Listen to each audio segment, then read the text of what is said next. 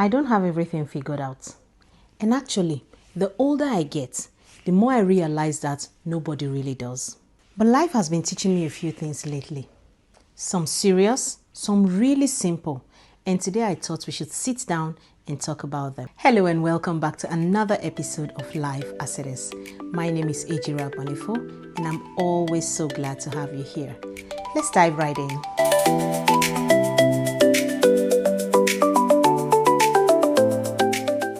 Today I'm going to be talking about 10 things that life has taught me. Really interesting lessons. Number 6 is the one that you really never always see coming, but it is there, affecting every area of your life. Not everything deserves your reaction.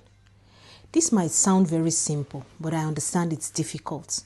But it is something that when you do it, you will find so much peace. Imagine somebody says something to you that really made you upset. Immediately you want to make them see your own side of the story. You want to correct them. You want to explain yourself. And before you know it, something that probably meant nothing to you has taken your entire mood. So now I'm learning to ask myself, does this thing really require my reaction? Does it require a response from me? Because sometimes the answer is no. You don't have to attend to every argument you're invited to. You don't have to correct every misunderstanding. And you definitely don't have to allow someone else's mood determine your own mood. Sometimes maturity is seeing something, taking note of it, and continuing with your day like nothing actually happened. And I'm not saying we should actually not speak up, because there are things that we should absolutely address. But I'm learning that there are things that really need a conversation and things that needs to be left alone. Because peace is knowing what not to give your energy to. Believe me, I'm still learning this one. Number 2, rest is not the same as laziness. There are moments when your body and mind just ask you to slow down.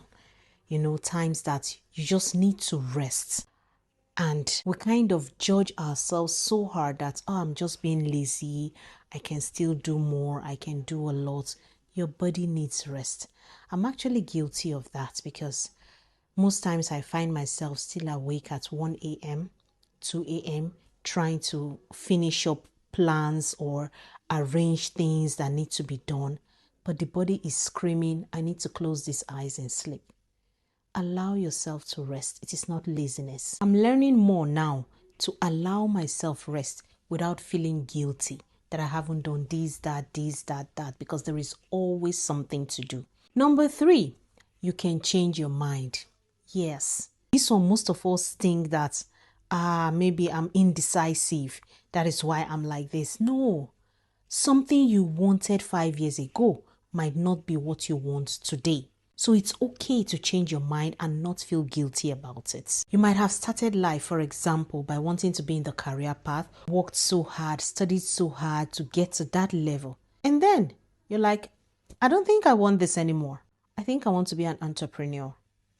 It's okay. It's okay to change your mind. You wanted a certain kind of relationship, friends, and later on, because you've grown and you're now a different person from that group of people that you used to be with. You don't want that friendship anymore. It's fine. It's okay to change your mind and not feel guilty about it. And that brings me to number 4. Some people are only meant for a season. Just like the seasons, summer, winter, spring, and autumn, it's meant to come to an end. Some people are introduced into your life for a particular reason. And once they have fulfilled that purpose in your life, their season is over. And you being able to realize that that season is over and you move on is going to help you a lot and give you peace. Because truly, not every friendship or relationship that changes means it failed. Sometimes it simply means you've grown in different directions, and that's okay. Number 5, starting over doesn't mean starting from zero. Let me explain. I left my career as a geologist and really didn't want to build more in that path. And I wanted to pivot to something else. That might seem like, you're starting all over again from the scratch. But no, I've got experience, years of experience walking. And in all those experiences, you will see little things in every way that you can pick out to help you grow yourself from wherever you're intending to start from. So most times when you start all over again, you've lived life. Every single experience in your life counts. So you're definitely not starting from zero. You are meeting yourself somewhere in the middle. So all you need to do is to really look deep in and evaluate your experiences. You will see that there is a lesson in everyone that will help you start from somewhere in the middle. So you're not totally starting from zero at any level in life. Take, for example, if I need to go back into teaching, I've been able to raise children. So my experience as a mother would make me be able to say that I have also worked with kids. So you have some kind of experience there.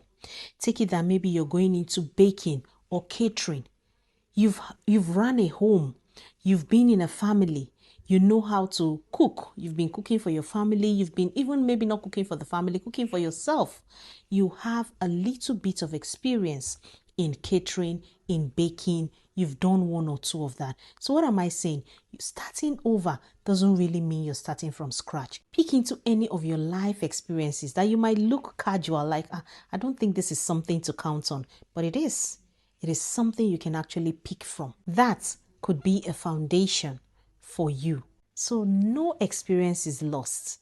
No experience at all. Every single bit of your life is experience and is useful in building something new.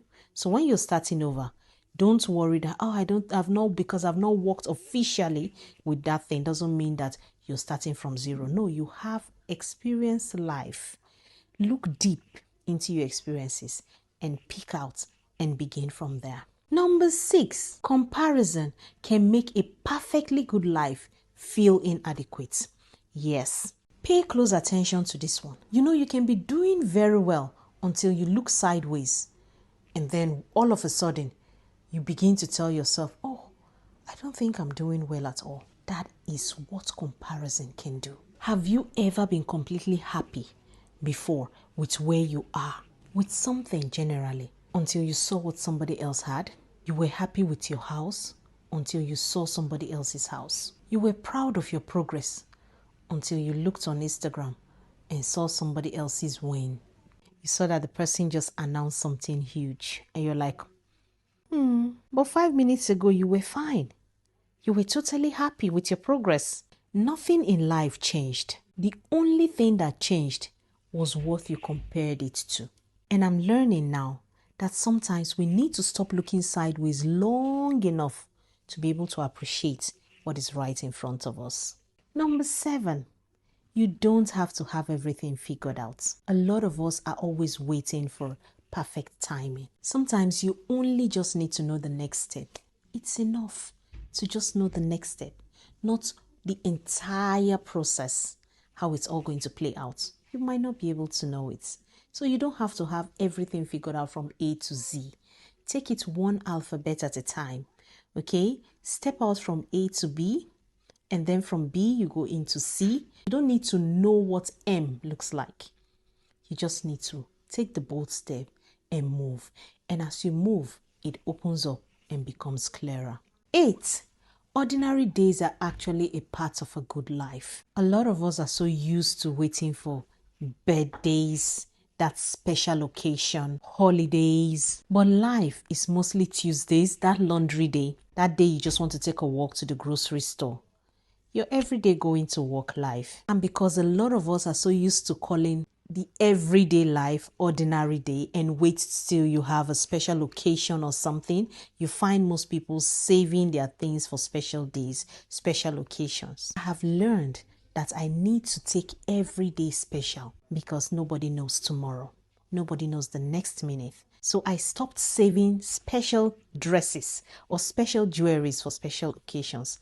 I dress up when I feel like it and I make myself happy with it. Because those days we call ordinary, they are big parts of our lives. Those days we're just cooking, having simple conversations with friends. It is all parts of the circle of life. Number 9, it is okay to outgrow the old version of yourself. The person you needed to be to survive one chapter of your life may not be the person you will need to survive the next. So allow yourself to outgrow that old version, that old person that took you from one stage to the other. Now you're at that stage, you might need a new version of yourself to take you to the next stage of your life. So be open to growth, be open to evolving, be open to advancement. I have learned to be open to develop myself continuously. And the last but not the least, number 10, life rarely goes according to how we plan it, but that doesn't mean it is going wrong. Most times we plan our lives and we feel that, oh, I've got this big promotion now and that is how I will live happily ever after. But then something happens and you lose that job entirely and you find yourself starting from where you didn't envision yourself to begin from. That really locks up some people most times in depression and pain, because where they felt they were supposed to be, how life was supposed to take them on a smooth journey, but it took them where they were not expecting, really affects the human mind a lot. But I've learned that sometimes the path that God is taking you to needs you to lose something, needs you to let go of something for you to be able to have space to take in the new that He really planned for you. So sometimes some things that look like a loss may not actually be a loss. It might be the way, the right way for you to get to that person that you are meant to be. So most times when you see something is happening to you, instead of asking, why is this happening to me? I think the best question to ask is, what am I supposed to learn from this thing happening to me right now? With that state of mind, you'll be able to move yourself into that place that you're meant to go to. God's timing is actually always different from our timing. God's ways are totally different from our ways. So allow the process flow and see what comes out at the end.